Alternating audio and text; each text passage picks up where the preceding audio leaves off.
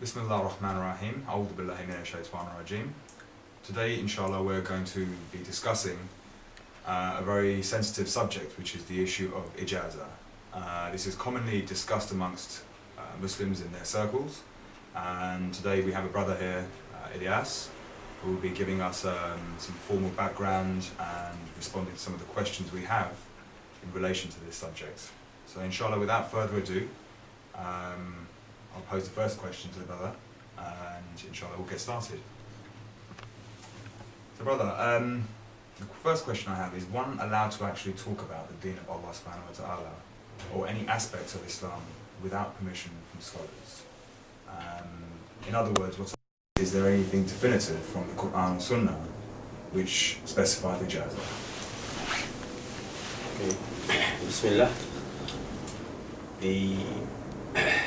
Well, let's start with something very important. There is a hadith that was supposed to be put with this few hadith that people say the religion is built on. You might have heard that some that people refer to as scholars that have put some names, some hadiths from the Prophet, such as إِنَّمَا الْأَعْمَالُ بِالنِّيَّاتِ, for example. They will say the Islam is built on one of these hadiths.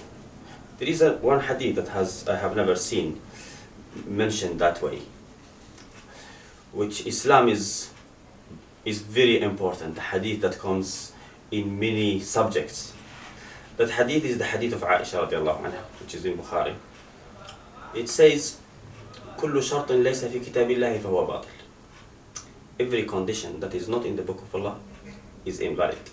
وَلَوْ كَانَ مِئَةَ شَرْطٍ. Even if it's 100 conditions. The book of Allah, Kitabullahi awthaq. The book of Allah is more rights, or you say has priority on every condition that a human being puts. Now, this hadith is a very important hadith. Rasulullah said it regarding a matter of a slave that try to free herself, and her masters try to put a condition. But this is a general hadith. As we know in the Sharia, al-ibra bi'umum al-lafz la bi-khusus al-sabab. Don't tell me the ulama have put this. No. This is the Arabic language. The Arabic language, if Allah subhanahu wa ta'ala says something, if Allah says وَمَنْ لَمْ يَحْكُمْ بِمَا أَنزَلَ اللَّهُ فَأُولَٰئِكَ هُمُ الْكَافِرُونَ, whoever doesn't judge with what Allah has revealed, those are the disbelievers. We are not going to say, oh, this ayah came after the mentioning of the Jews or Christian, because in that way, the religion, the Qur'an will not cover almost anything. If you just take the ayah or the hadith regarding like the matter where they were revealed, you just associate them to that matter. You have to take them generally. Now the hadith here is general. Any condition that is not in the book of Allah is invalid. So anyone who puts a condition in the religion, you ask him, where did you get this condition from? Where did you get that a person should not speak about religion without permission from what you call scholars or ulama? If we read the Qur'an, Allah subhanahu wa ta'ala in the Qur'an that is to the whole humankind, the Qur'an that when it starts it says Ya ayyuhal ladhina amanu. That Qur'an tells us that ud'u ila sabili rabbika bil hikmati wal maw'idati al hasana. Call to the way of your Lord with wisdom. Bil maw'idha, with maw'idha and hikmah. You will understand it, you will translate it later. And hikmah, which is wisdom. We call to the way of your Lord with wisdom, good wisdom. Now this is what Allah ordered us. Allah subhanahu wa ta'ala tells us in the Qur'an, قُلْ هَذِهِ سَبِيلِي أَدْعُو إِلَى اللَّهِ. Say, this is my way. I call to Allah, على بصيرة, with knowledge. Not anyone is going to call to the way of Allah. Anybody can call to the way of Allah, but على بصيرة, knowingly. He has to know what he is calling for. That also goes for everybody. It goes for Umar ibn Khattab, it goes for Ibn Abbas, it goes for anyone who has probably studied one matter or two matters in the religion. If you talk about something, you have to talk about it with knowledge. So a person who has studied in his life one matter, one subject, he just learned about wudu and he learned about it properly. He can talk about wudu. And Ibn Abbas, who he is very, very knowledgeable, he can't talk about the things that he doesn't know. But he can talk about the things that he knows from the Qur'an and Sunnah. Allah ordered us to call towards Him. Allah subhanahu wa ta'ala has forbidden us from hiding the knowledge. Once you have acquired knowledge, and there is not only one way of acquiring knowledge, once you have acquired knowledge, you have to spread it.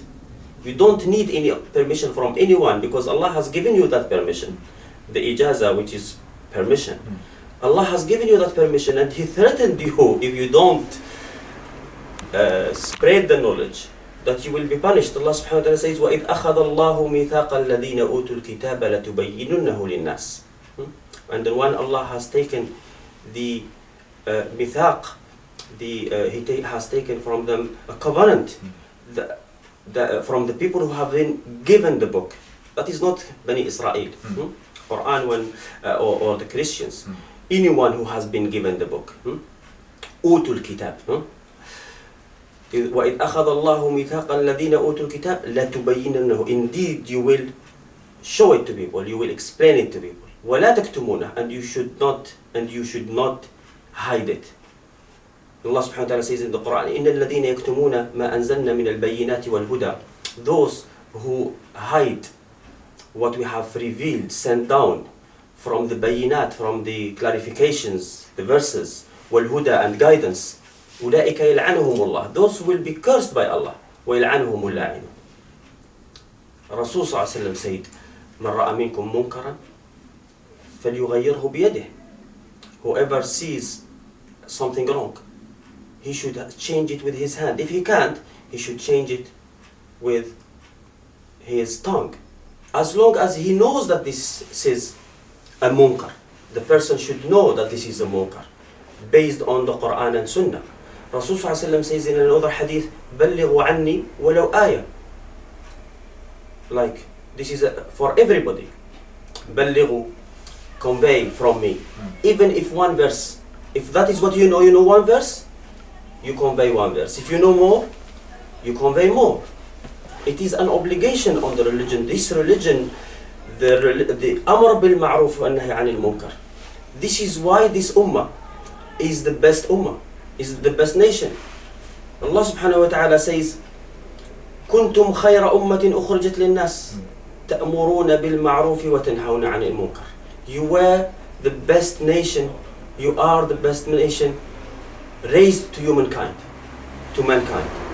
تأمرون بالمعروف وتنهون عن المنكر. Because you forbid the evil and you enjoin the good. That is why this ummah is better than the other nations. That is da'wah, isn't it? That is teaching people, that is telling people this is haram, this is wrong, you should not do this. That is, Allah subhanahu wa ta'ala, this is why He made this nation better than other nations. Bani Israel were cursed because they forgot about this order. لُعِنَ الَّذِينَ كَفَرُوا مِنْ بَنِي إِسْرَائِيلَ عَلَى لِسَانِ دَاوُودَ وَعِيسَى بْنِ مَرْيَمَ ذَلِكَ بِمَا عَصَوْا وَكَانُوا يَعْتَدُونَ. Cursed the Bani Israel on the tongue of Isa, on the tongue of Dawood and the Isa ibn Maryam. ذَلِكَ بِمَا عَصَوْا وَكَانُوا يَعْتَدُونَ. That is because of their disobedience and their transgressing. كَانُوا لَا يَتَنَاهَوْنَ عَنْ مُنْكَرٍ فَعَلُوهُ. They used not to forbid each other from a munkar, from evil deeds when they do it. That is why Allah cursed them. And these people who tell us that you need a permission from someone to change the munkar, this is what they want to happen to us. They want us to be cursed like Bani Israel. Some people misunderstand. There is an ayah in the Qur'an also that says وَلْتَكُنْ مِنْكُمْ أُمَّةٌ يَدْعُونَ إِلَى الْخَيْرِ. Let be amongst you an ummah, a group, يَدْعُونَ إِلَى الْخَيْرِ, to call to good. وَيَنْهَوْنَ عَنِ الْمُنْكَرِ. يَدْعُونَ إِلَى الْخَيْرِ وَيَنْهَوْنَ عَنِ الْمُنْكَرِ وَأُولَٰئِكَ هُمُ الْمُفْلِحُونَ. And those are those who are the successors, the one who will succeed. Now this ayah, it doesn't contradict the other ayat. It doesn't contradict the hadith of the Prophet, "Man ra'a minkum," whoever sees a munkar should change it. This ayah, it just tells us that there must be a group of people that is their duty. The leader, those that are appointed by the leader, the police, going in the street, making sure that nobody does something wrong, the teachers of religion, there must be an ummah. The judges, those are there to stop people from doing munkar. The other people are like, they will be doing their business, looking after their lives. But if they see the munkar, they have to change it. Now, these people who are the ummah, that will change, the group that are supposed to change the munkar, also, if you come and tell him you need ijazah to teach people, no, there is no ijazah to teach people, because that is a condition that is not in the book of Allah. You don't need permission. You have already the permission from Allah that you have to carry out a duty, this order, this obligation. This is al-amr bil ma'ruf wa nahy anil munkar, which is not only teaching really, is teaching, is judging, is leading, is jihad. All this is covered by amr bil ma'ruf and nahy anil munkar. This is an obligation. This is a pillar of Islam. Pillars of Islam are not 5. If Allah subhanahu wa ta'ala has threatened that a nation will be destroyed if without an amr bil ma'ruf and nahy anil munkar, that's what makes things a pillar. A nation without it will not survive, will perish. Allah subhanahu wa ta'ala said, وَمَا كَانَ رَبُّكَ لِيُهْلِكَ الْقُرَى بِظُلْمٍ وَأَهْلُهَا مُصْلِحُونَ. That Allah will not destroy cities. لِيُهْلِكَ الْقُرَى, destroy these cities, or make these cities perish, the villages or cities, بِظُلْم, because of wrongdoing, as long as the people within it are reformers, muslihun, not salihun, muslihun. They change, they talk about munkar, they talk about, they try to change it. If someone comes and asks you about ijazah, generally, I said this before actually, that you find that generally, well, this ijazah doesn't come except from 2 groups, really. Mostly the new Salafis, not the real Salafis. I mean, they are much better than those. And and the Sufis who say Sheikh from Sheikh from Sheikh. If you don't have Sheikh, you have Sheikh. It's Shaitan is your Sheikh. And generally, if you look at these people, most of them has no ijazah whatsoever. I mean, these new Salafis, if you take them now, new Salafis, they have a Sheikh, very famous Sheikh. He has no ijazah. He has never studied anywhere with a Sheikh, and he doesn't have ijazah. It doesn't mean that he has no authority to talk. He can talk, he can give his opinion, and people will have to look at it and decide when he is right, when he is wrong, and sometimes he is right. But it's weird that it comes from people who don't have ijazah actually. Yeah? Asking others to have ijazah. So ijazah in the religion, ijazah is bid'ah. It is enough, according to the usul of one of these groups, is that anything that the Prophet has not done or the Sahaba have not done, then it is a bid'ah. Now, if you look at the Prophet time, of course, when I say that everybody can talk about the religion, he has to talk about, I said it, with knowledge. You have to go and acquire knowledge. Now, if you start by knowing Arabic, because the Qur'an is Arabic, it's not English. The translations, no matter how perfect you try to perfect it, you won't be able. Because the wordings of the Qur'an and the understanding of the Qur'an, the Arabic language, with one word meaning have so many meanings. So if you learn Arabic and you can study the Qur'an and Hadith, all you need is at the beginning to know Arabic.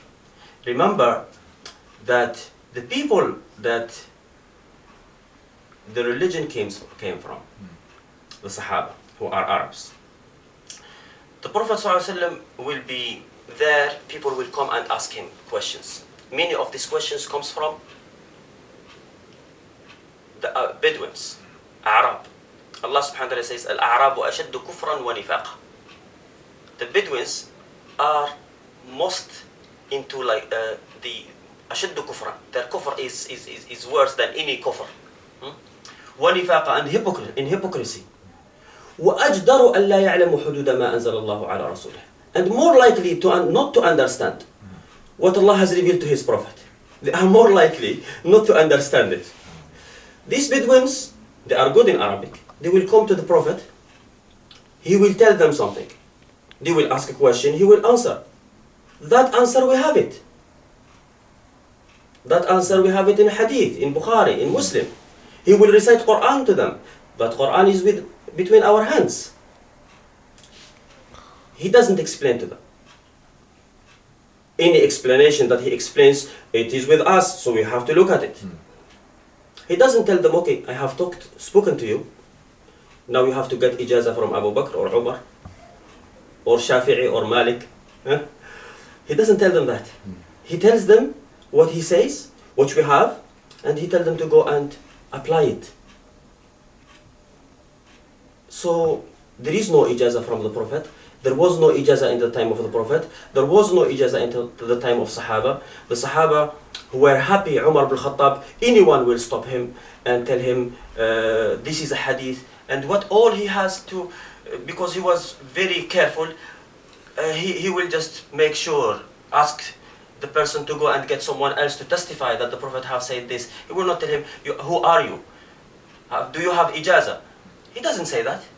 All he is required to say to check that the hadith is authentic and act upon it. That is the Ijazah. Ijazah is not, doesn't exist. Actually, Allah subhanahu wa ta'ala has spoken badly about the people who seek Ijazah, who seek further understanding after they have heard something that is clear and understandable. In Surah Muhammad, Allah subhanahu wa ta'ala says, وَمِنْهُمْ مَنْ يَسْتَمِعُ إِلَيْكَ. There is amongst them those who listen to you. حتى إذا خرجوا من عندك, until they get out from where you are. قالوا للذين أوتوا العلم ماذا قال آنفا. They will ask the people of knowledge, what did he say before? أولئك الذين طبع الله على قلوبهم. These that Allah subhanahu wa ta'ala has sealed their hearts. If you hear something and you understand it, that's it. You take it, you understand, and you act upon it. If you don't understand it, go and search the understanding. What people have understand, it might help you. Now, if you go and search and understand, what do you need more? You have learned, you just go and spread this knowledge. It's an obligation on you. So this Ijazah matter that people have brought is a bid'ah in the religion, especially from people who makes everything bid'ah. And they came to the proper bid'ah and they fell into it. I think you've covered the next question, but I have to ask for the sake of the audience. What is the actual definition of Ijazah? What are the roots and where does this come from? You mean from the Arabic language? From the Arabic language, and contextually from potentially the first use of it in the Muslim world. Okay. Well, the Ijazah from the Arabic language, from the wordings, it comes from the word Ajaza. Ajaza is to cross. We say Ajaza al-Wadi. He crossed the valley.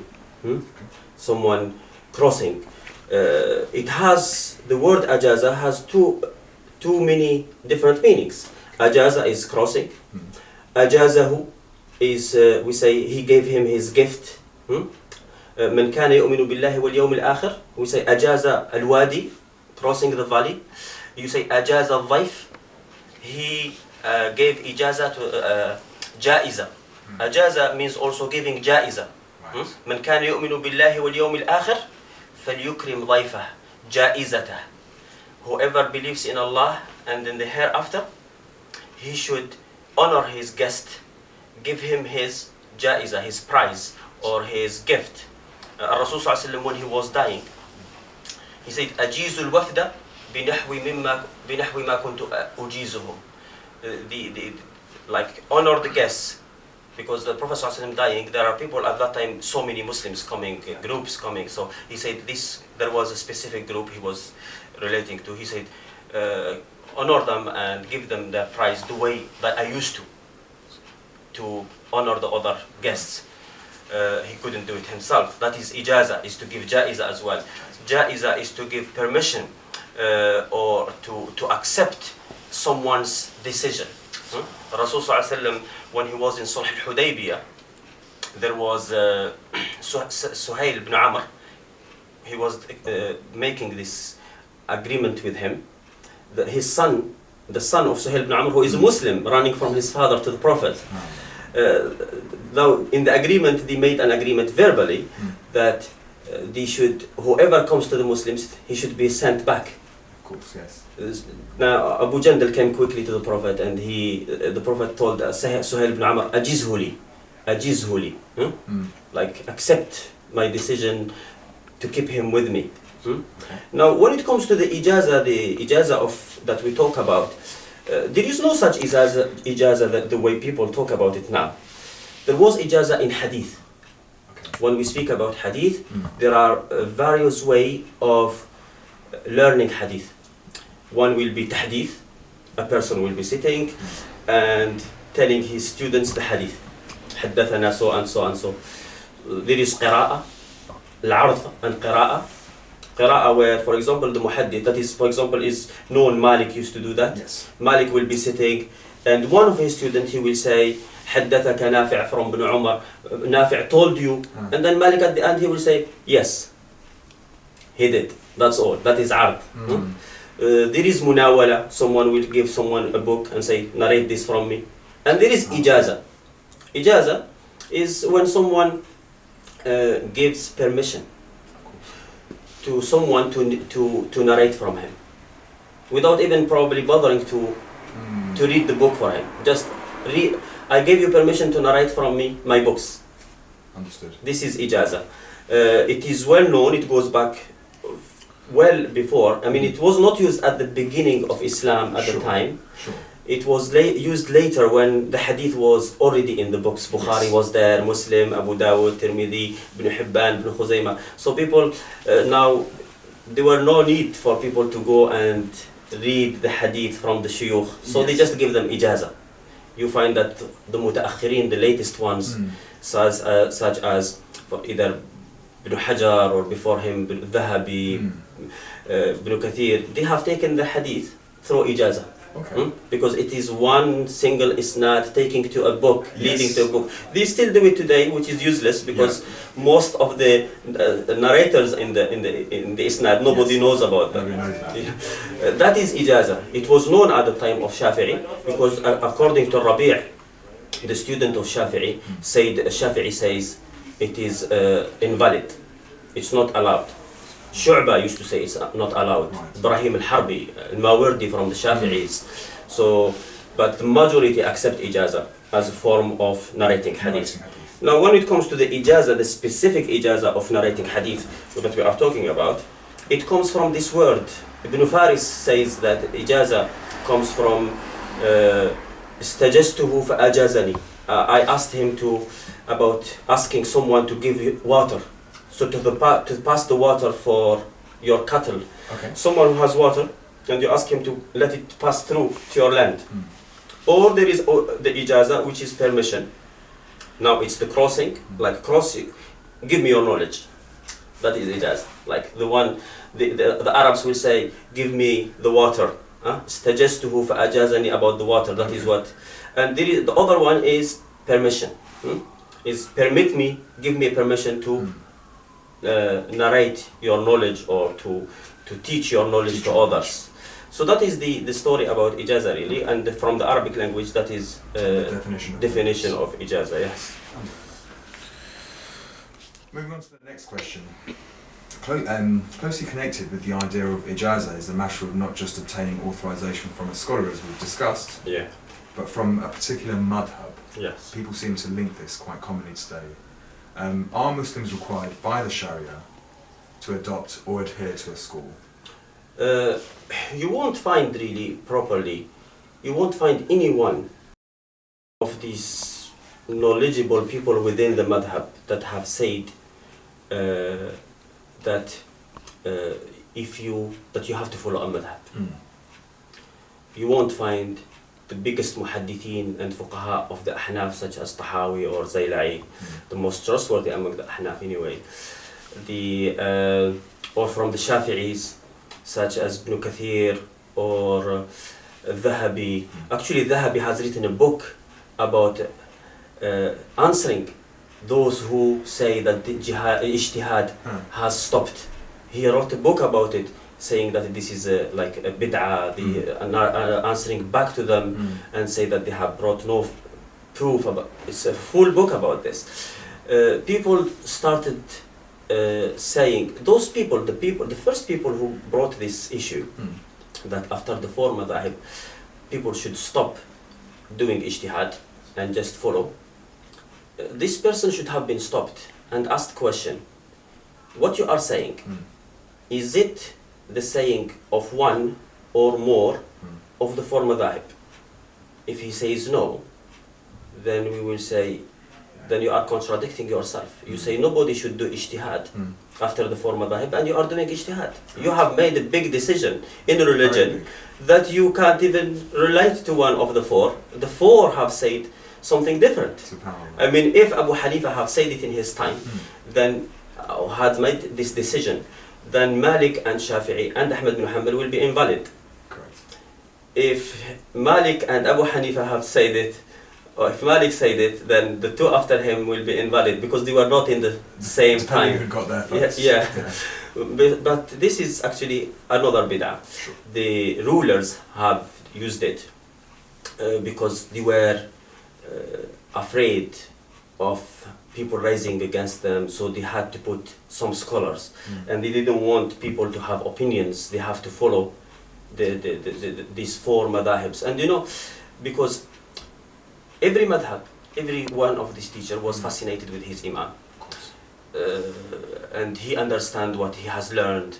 He will bring closely the people that have his same understanding.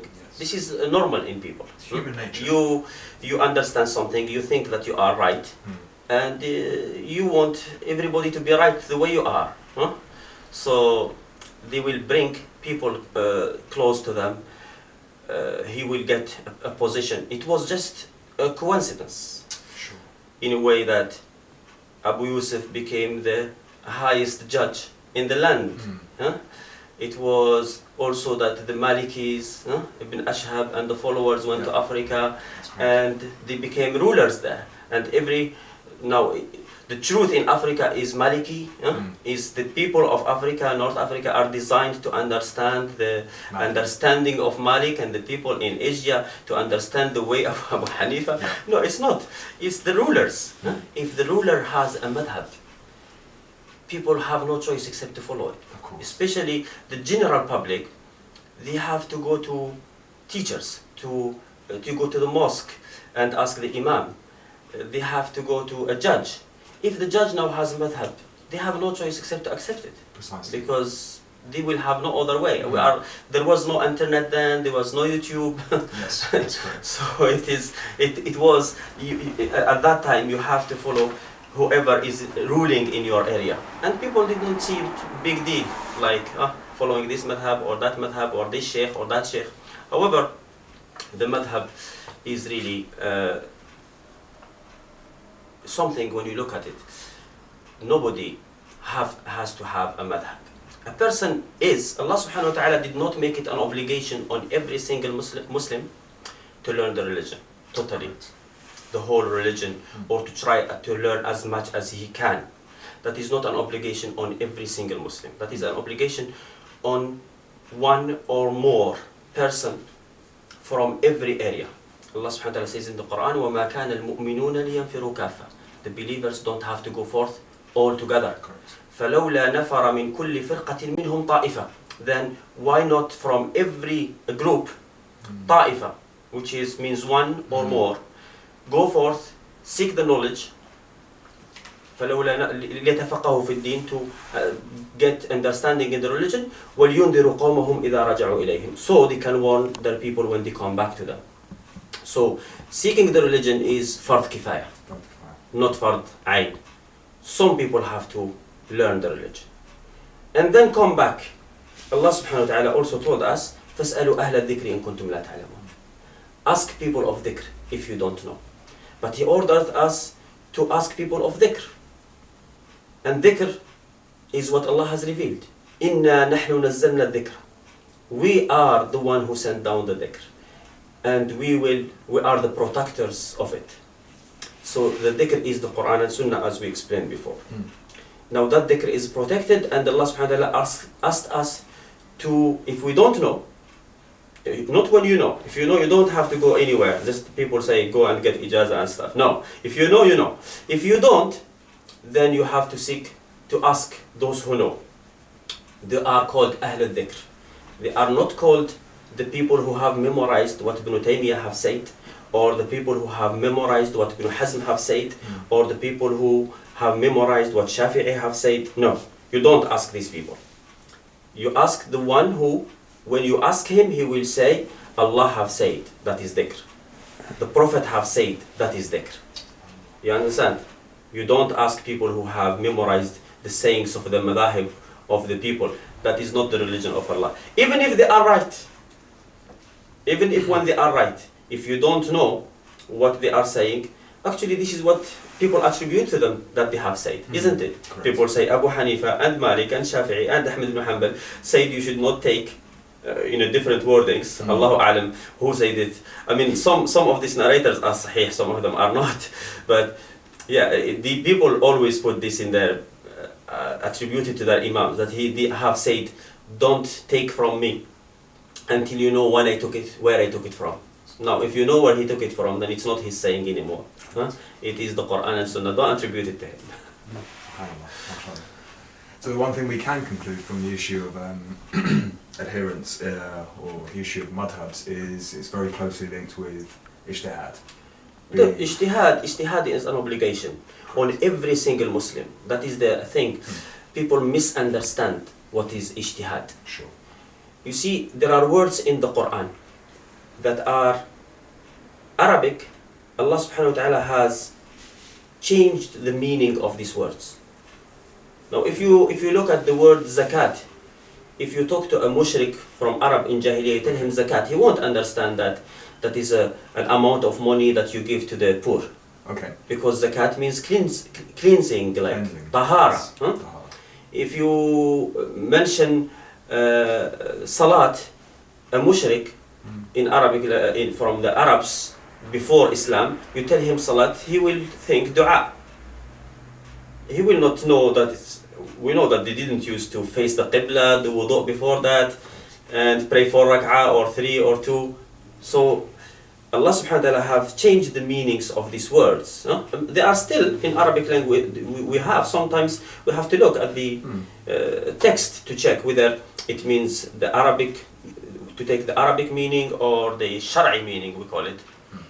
But doesn't mean now that we know that Allah have changed the meaning, or the meanings, the Sharia has moved some words to a different meaning.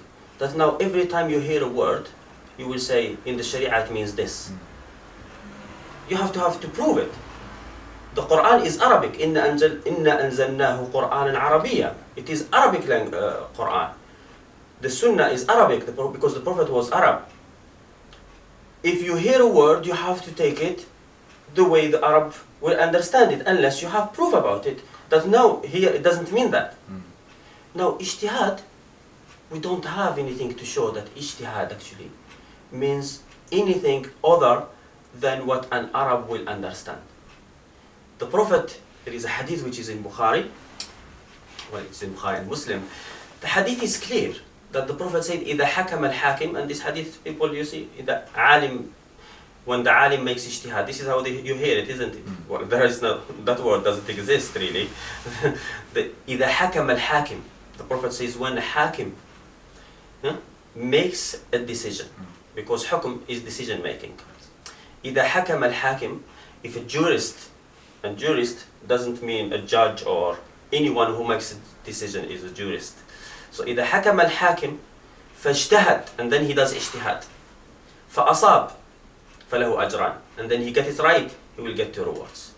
إذا حكم الحاكم فاجتهد فأخطأ, then he got it wrong. He does ijtihad, makes decision based on his ijtihad, and he gets it wrong, he will get 1 reward. Everybody is a decision maker. Decision making, hukm in Arabic, as I said, is to make a decision. In the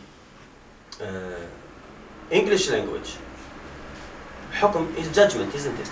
Yes. When you say a judgment, doesn't mean a judge in the court. It's general. In Arabic, in English, when I tell you, in my judgment, the lights is too bright. That is a judgment. Yes. You understand? Yeah. So I can say, in my judgment, this person there is not comfortable or whatever. The judgment, I might be right, I might be wrong.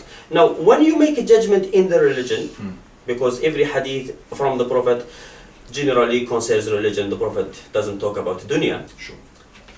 then you have to do ijtihad. And ijtihad in Arabic is today to strive, to do your utmost, whatever you can.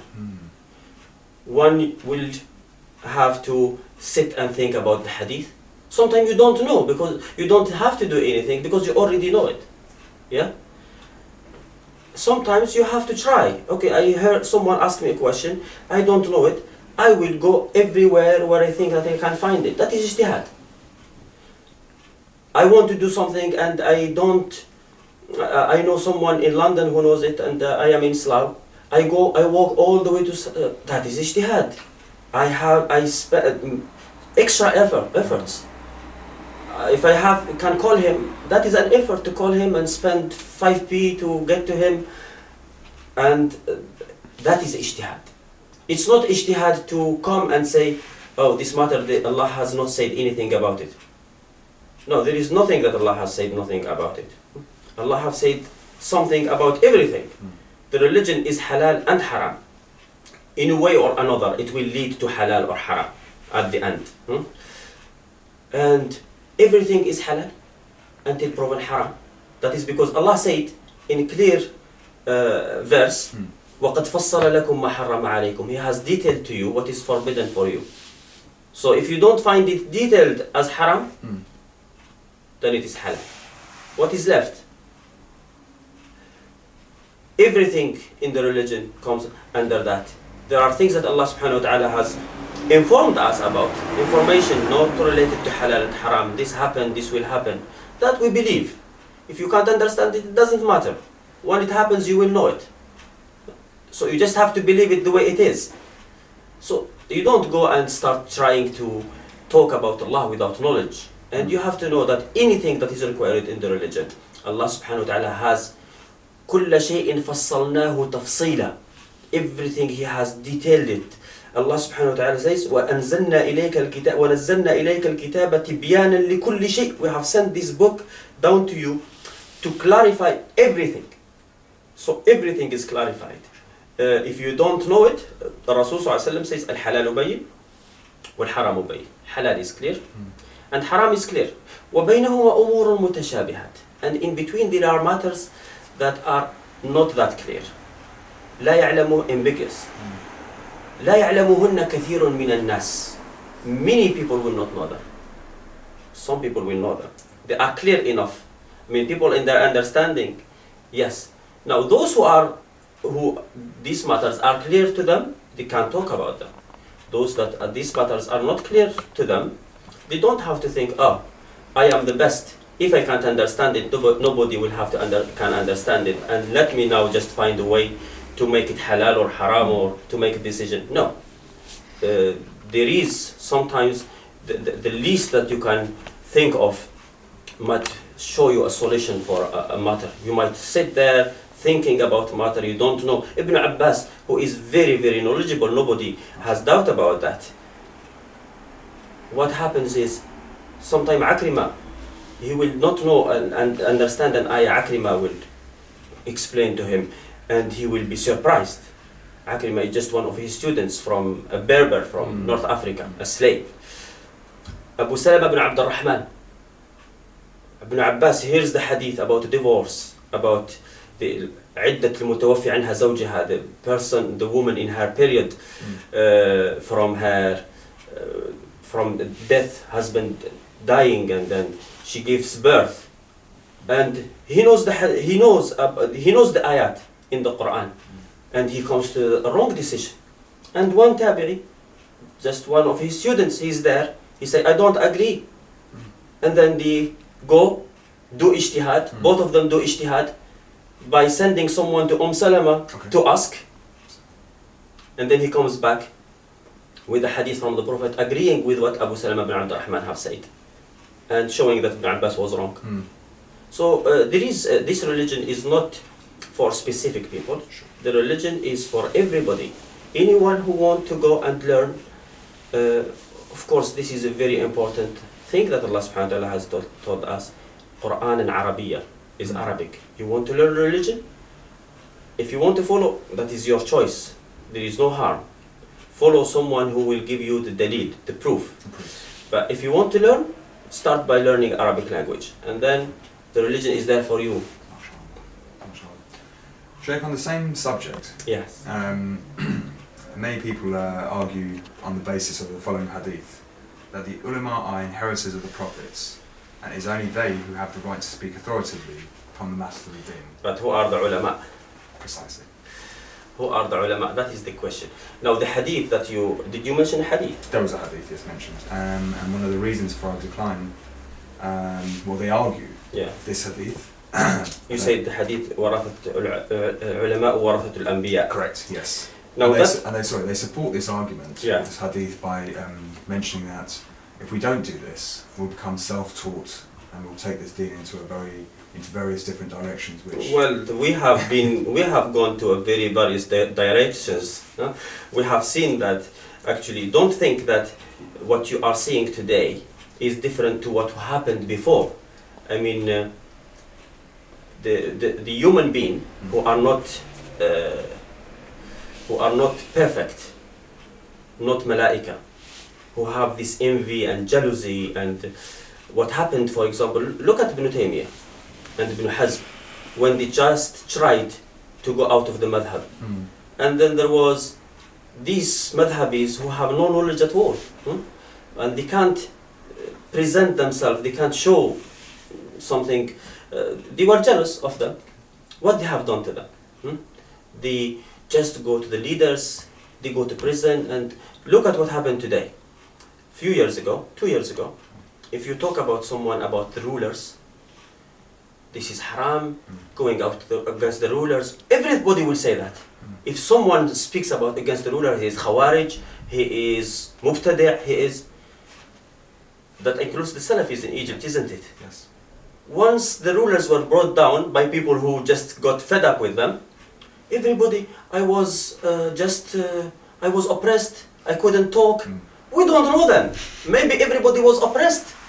You can't believe anyone. That is why what I'm saying. Just let go to the Qur'an and Sunnah. The Qur'an is not oppressed. The Qur'an will say the truth. No matter what. The Sunnah, the Prophet was not afraid of anybody. He told us the truth. Let's just go back to the Qur'an and Sunnah. Everybody else, just forget about them, because they change according to the circumstances. They are still in Syria, for example, now.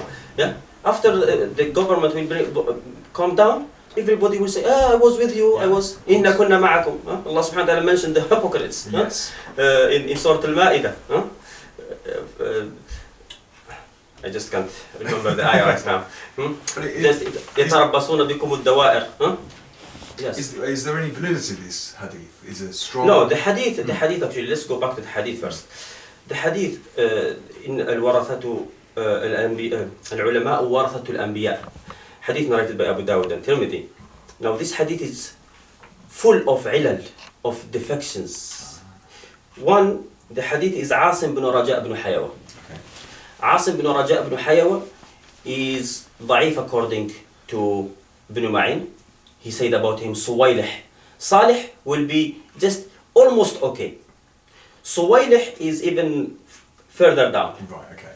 So that is Ibn Ma'in. Ibn Ma'in also said actually a general ruling. He said every Asim in the world is weak when it comes to hadith here. So that is Ibn Ma'in considering him to be weak. There is Qutayba said about him that he is weak. Ibn Hibban mentioned him in the book of the trustworthy, and that's where people get this misunderstanding. They say وثقه Ibn Hibban. Ibn Hibban consider him to be thiqa.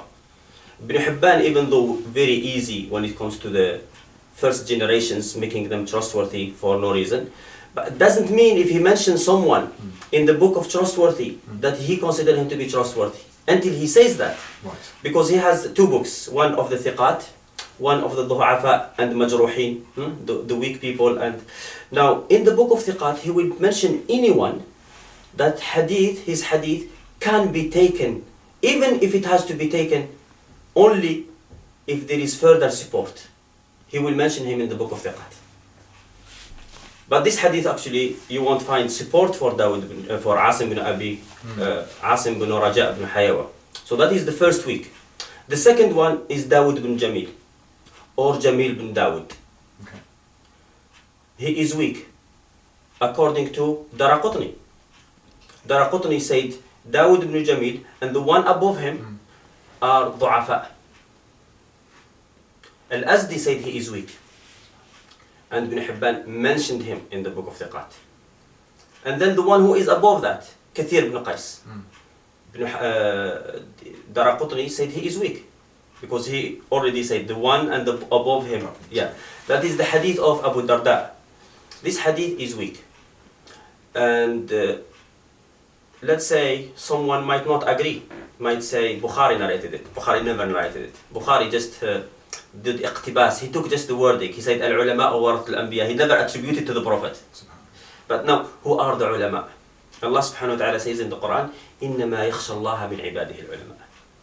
إِنَّمَا يَخْشَى اللَّهَ مِنْ عِبَادِهِ الْعُلَمَاء. This ayah can be translated in two ways.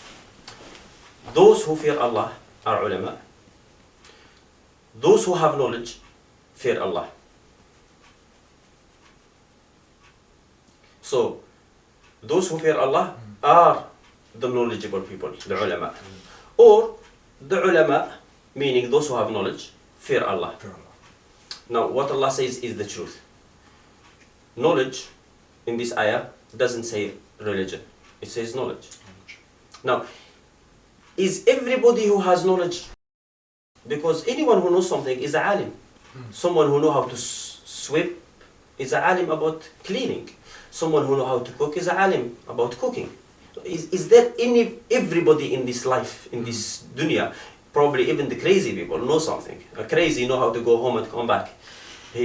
So you can call him alim because he knows. He knows the roots. Yeah, I mean, I'm not talking about customs. People give the name scholar to specific people. Yes. But in the Arabic language, alim, anyone who knows something. Now, does everybody who knows something fear Allah? No, that will be the whole humanity. Even if we put it down, this is just the knowledge of Islam. Qur'an talks about Islam, about religion. Does everybody who knows Islam fears Allah? We know that actually the opposite. Yes. The people, the more knowledge they acquire in religion, they are more likely to use it to buy dunya and to become just magicians for the leaders, trying to defend them. That's what we see, that we have seen before. That is what Allah warned us about in the Qur'an. يَا أَيُّهَا الَّذِينَ آمَنُوا إِنَّ كَثِيرًا مِنَ الْأَحْبَارِ وَالرُّهْبَانِ لَيَأْكُلُونَ أَمْوَالَ النَّاسِ بِالْبَاطِلِ. O you who believe, a lot of ahbar, monks, and rabbis, and monks, لَيَأْكُلُونَ أَمْوَالَ النَّاسِ بِالْبَاطِلِ. They eat the property of people without any due right. وَيَصُدُّونَ عَنْ سَبِيلِ اللَّهِ. And they drive away from the way of Allah. Because when people see them what they are doing, they think, oh, if this is the religion, we don't want it.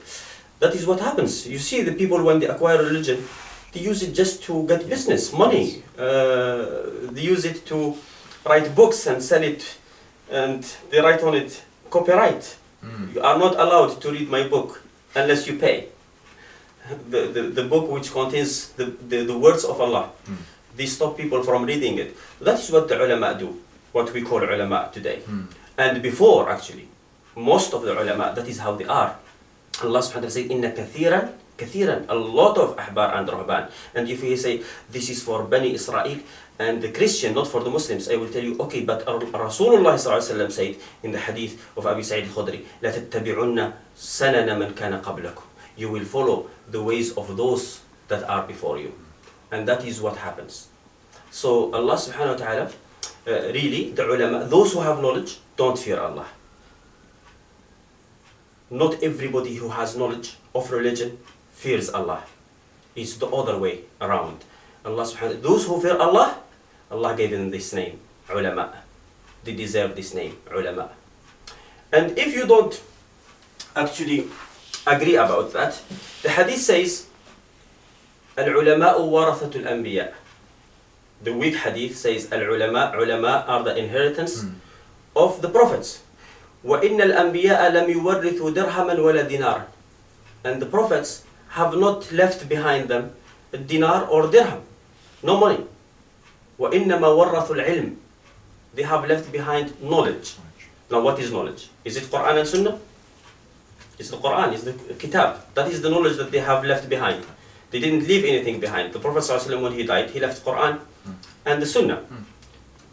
تركت حديث ضعيف تركت فيكم ما إن تمسكتم به من بعد. I have left in amongst you that what if you hold into, you will not be misguided. Yeah, hadith is ضعيف anyway in Muslim Ahmad.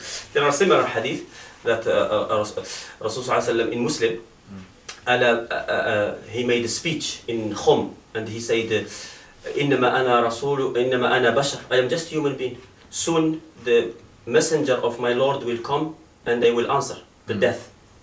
وإني تارك فيكم ما إن تمسكتم به فلن تضلوا من بعدي. I will leave amongst you what if you hold on to, you will not be misguided after me. Kitabullah, the book of Allah. Now that is the inheritance that the Prophet have left. And that is the ayah that I have said, that Rasulullah said, إنما يخشى الله من عباده العلماء. Indeed, those who fear Allah are ulama. Now if you read that ayah will be in Surah Fatir 28, well, the wrong translation, because it says, it is only those who have knowledge among his slaves that fear Allah. Yeah? Now if we take it that way, so we say every Muslim fears Allah in a way or another. Because the person who doesn't fear Allah will not go to Jannah. Isn't it? So let's say we take it that understanding. Those who fear Allah, those who have knowledge, fear Allah. So the person who says La ilaha illallah is afraid of Allah. By definition. So that's why Allah will take him to Jannah at the end. So those who fear Allah, those who have knowledge, fear Allah. So these are the ulama. Every Muslim is a alim. And then, that is the ayah in Surah Fatir 28. Now, in 32, the ayah in the same surah, Allah subhanahu wa ta'ala says, then we gave the book. We said the prophets have left the book to be inherited. And Allah subhanahu wa ta'ala said, then we gave the book as inheritance to such of our slaves whom we choose. Between brackets, the followers of Muhammad, the Muslims. It is right. Those when Allah explain who they are, you will see that they are all the Muslims. And then Allah says, then of them are some who wrong themselves, ourselves, and of them are some who follow a middle course, and of them are some who are by Allah leave foremost in good deeds.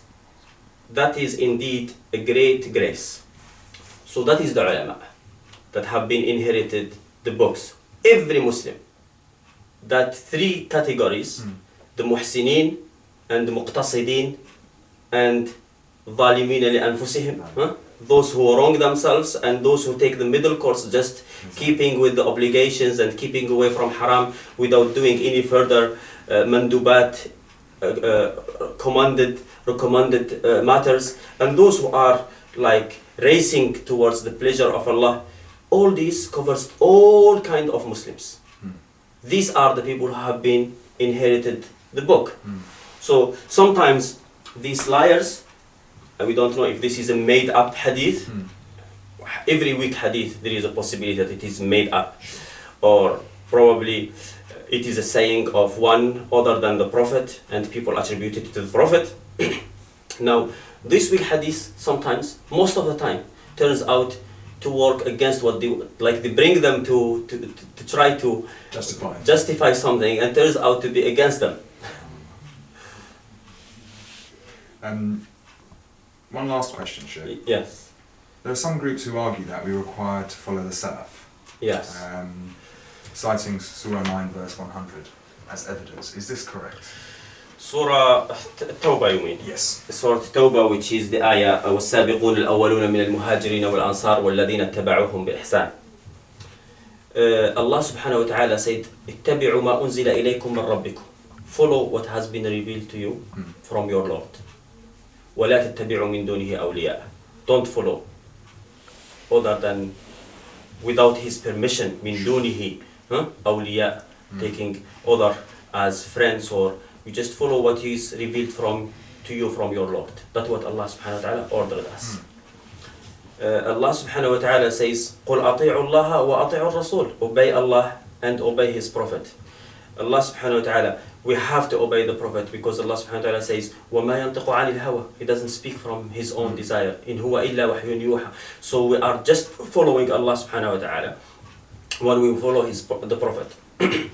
Now anyone who brings a condition, he has to explain where he got it from. Did the Prophet say that we have to follow the Sahaba? Did Allah say we have to follow the Sahaba? Allah said, وَالسَّابِقُونَ الْأَوَّلُونَ مِنَ الْمُهَاجِرِينَ وَالْأَنصَارِ.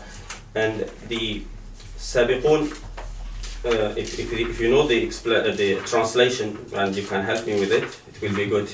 But if you don't, then what happens is, I will find it inshallah here, and the foremost to embrace Islam of the Muhajirun, those who immigrated from Mecca to Medina, and the Ansar, citizens of Al-Madinah, who helped and gave aid, and those and also those who followed them exactly, between brackets, in faith.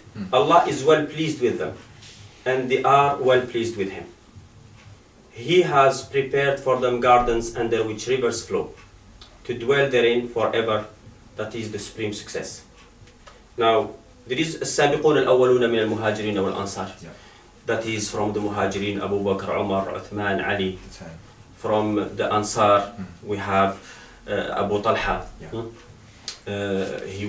He helped the Prophet, Mu'adh ibn Jabal, Sa'd ibn Ubadah. These are the الأولين, Muhajirin al-Awwalin, Sabiqin, the first. وَالَّذِينَ اتَّبَعُهُمْ بِإِحْسَانٍ. And those who follow them. Do you know the Tabi'ina bi-Ihsan? The Tabi'ina bi-Ihsan actually is not the Tabi'in that we use the term Tabi'in for. That will be the Sahaba. Yes. That will be Khalid ibn al-Walid, who was not Muslim at the beginning, Ibn Abbas, Mughira ibn Shu'ba, Amr ibn al-As. These are the Tabi'in because they were late in accepting Islam. And actually there is some Sabiqun al-Awwaluna min al-Muhajirin wal-Ansar who are not Sahabi, from Sahaba. Najashi was from the Ansar.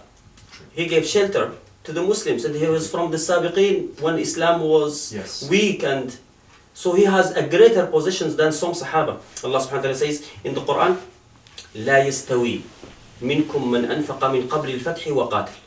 They are not equal amongst you, those who have spent before the Fath and they fought. That's what exactly Najashi has done with his people, fighting them to accept Islam, and he gave shelter to the Muslims. And he is one of the people of Jannah. When he died, the Prophet with wahy, because he wouldn't have known in the same day. He said, رَجُلٌ صَالِحٌ توفي اليوم رجل صالح. Today a pious person has died. You understand? So it is the Sabiqin al-Awwali وَالَّذِينَ تَبَعَهُمْ بِإِحْسَانٍ. And whoever follows them until the day of judgment, بِإِحْسَان, with good, So they are, in a way, in this ayah, they are put all in one position. From the Sahaba until the day of judgment. In this ayah, they are put in one position. We know that the Sahabi's degree is better than the degree of anyone who comes after him. Yes.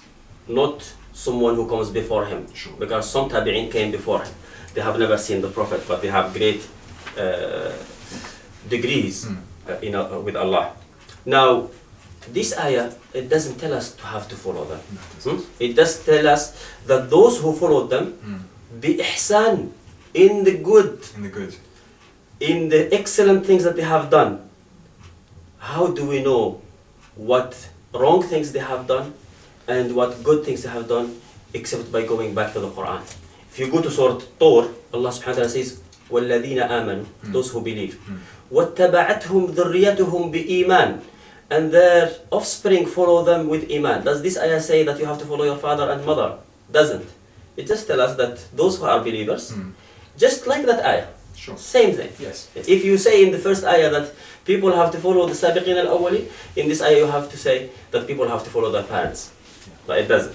You can't say that. You can't. Yeah.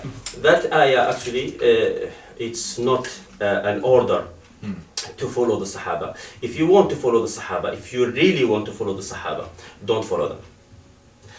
And therefore, that is the way to follow them. If you want to follow the Sahaba, follow what Allah have said and the Prophet only. Because that is what the Sahaba said. Precisely. People keep saying, Ibn Abbas say, soon stones will come over you. I tell you, Allah and His Prophet said, and you say Abu Bakr and Umar. You want to follow Ibn Abbas? Do this. Look at what he has said. Umar ibn Khattab, the day when Abu Bakr was elected, before that he said something. The following day, he stood up on the minbar, on the pulpit, and he said, "Oh people, today I have said something. Yesterday I have said something, but after careful thought, I found it not to be in the book of Allah or anything that the Prophet have said. And this is the book that Allah has given you. It's between your hand. Yeah. Follow it. You will be guided." So he actually, after thinking and realizing that what he said was not from the book of Allah, the saying of the Prophet, he just retracted. So you want to follow Umar? Do that. Don't follow him if he can't bring proof. Because if he stayed if he thought about it again, you know that he is going to say, don't take it. So don't take it. That is how you follow the Sahaba and following. And even today, the majority of people who push their side here, they don't come with any textual evidence from the Qur'an or Sunnah. It's predominantly rational. No, linking. just weak hadiths or hadith that are misunderstood, such as "Alaykum bi sunnati wa sunnat al-khulafa ar-rashidin al-mahdiyyin." This is one very hadith, very famous hadith that they will bring. Yeah. This hadith is weak as well. This hadith is the hadith of Abdal-Hakim bin Amr al-Sulami, who is, you won't find anyone who said he is trustworthy. However, you will find that Ibn al-Qattan have said about him that he is majhul. There is another person, narrator of this hadith, Hujr ibn Hujr. He is as well known to be unknown. Okay. Ibn al-Qattan said same thing, and no one have said that he is trustworthy. And then there is another person called Yahya ibn Abi al-Mutah narrating this hadith, that Yahya ibn Abi al-Mutah, actually, according to Duhaym, that he never heard the hadith from al-Irbad, so it's broken.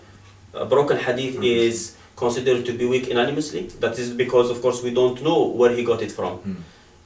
We don't know the person between him and al-Irbad, so that hadith will be weak. Yet, if the hadith was sahih, follow the sunnah, my sunnah, and the sunnah of the Khulafa al-Rashidin. Who are the Khulafa al-Rashidin? And what kind of sunnah you are going to follow from the Khulafa al-Rashidin? I mean, if you look at Umar ibn Khattab and Abu Bakr and Uthman and Ali, bring me one matter. I challenge you to bring me one matter that people say it's not in the religion, because every matter is in the religion. But people say there are matters that are not in the religion. Bring me one matter that is not in the religion that Abu Bakr and Umar and Uthman and Ali have agreed about.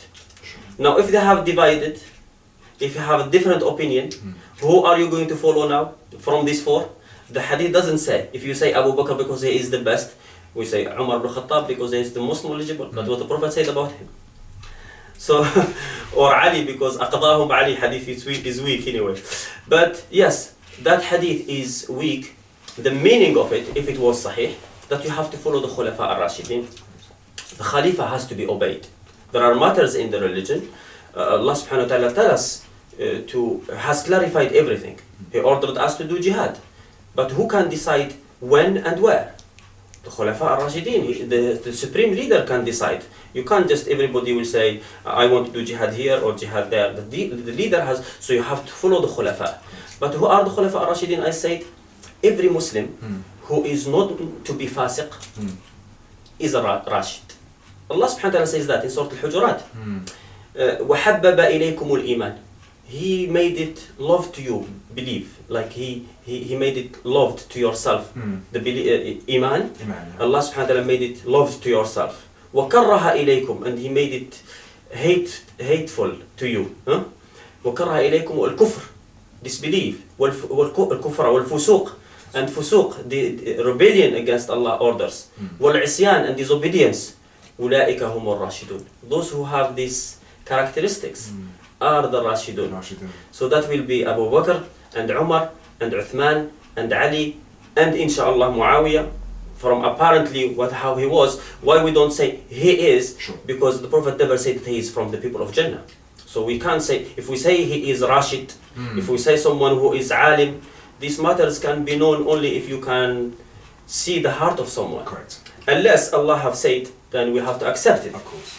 Inshallah, amongst these will be Umar bin Abdul Aziz and some of Bani Umayyah, some of Bani al-Abbas that were not known to be fasiq.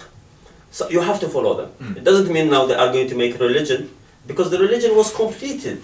The religion was completed not the day the Prophet was dead. The day the Prophet was standing in Arafah and this ayah was revealed to him, Al-Yawma akmaltu lakum dinakum. That day the religion was completed. There was a period of time where the Prophet was there after the religion was completed. There is no necessity that Allah will take him the day the religion. Sure. Yeah. Nobody can make that decision. Absolutely. So he stayed, but the religion was completed then. After that, nobody can make something haram without proving it. Correct. And everything is halal under the general rule. خَلَقَ لَكُم مَا فِي الْأَرْضِ جَمِيعًا سَخَّرَ لَكُم مَا فِي السَّمَاوَاتِ وَمَا فِي الْأَرْضِ جَمِيعًا مِنْهُ. The fact that Allah says قَدْ فَصَّلَ لَكُم مَا حَرَّمَ عَلَيْكُم. He has detailed for you what is forbidden for you. That every time someone comes and say this is haram, you say bring the details. Correct. Agreed. I think that sums it up then. Jazakallah khairan, Ilyas, for divulging the information and giving us a clear explanation of Ijazah. And inshallah, hopefully the listeners at home, the viewers. الحمد لله الذي له ما في السماوات وما في الأرض وله الحمد في الآخرة وهو الحكيم الخبير يعلم ما يلج في الأرض وما يخرج منها وما ينزل من السماء وما يعرج فيها وهو الرحيم الغفور